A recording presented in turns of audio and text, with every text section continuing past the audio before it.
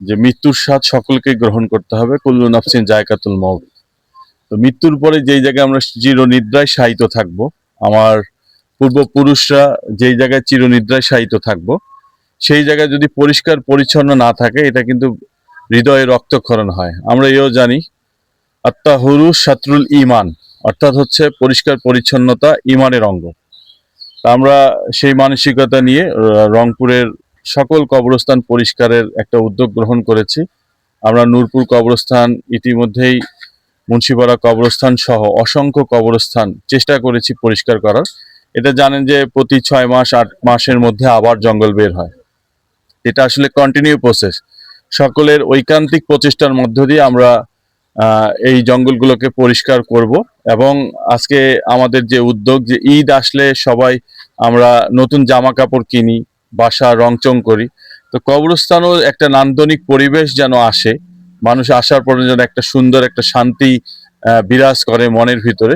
তো সেই কারণে যে গাছগুলো রয়েছে, সেই গাছগুলো অন্তত 3 ফিট করে আমরা চেষ্টা করছি এগুলোকে রং করার।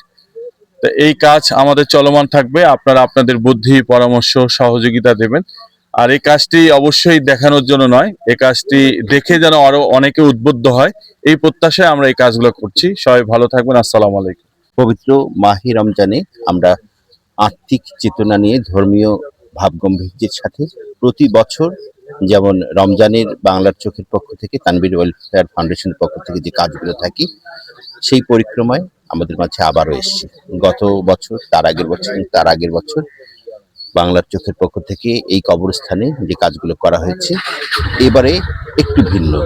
এবারে কবরস্থানকে শুধু পরিচ্ছন্নতার সাথে গাছগুলোকে শোভা বৃদ্ধি এবং আমরা যে বলি যে পরিষ্কার পরিচ্ছন্নতা ইমানের অঙ্গ, ঠিক সেরকমই চিন্তা নিয়ে সমস্ত গাছের এবং কবরস্থানের শোভা বৃদ্ধির জন্য একটি রঙের কাজ চলছে।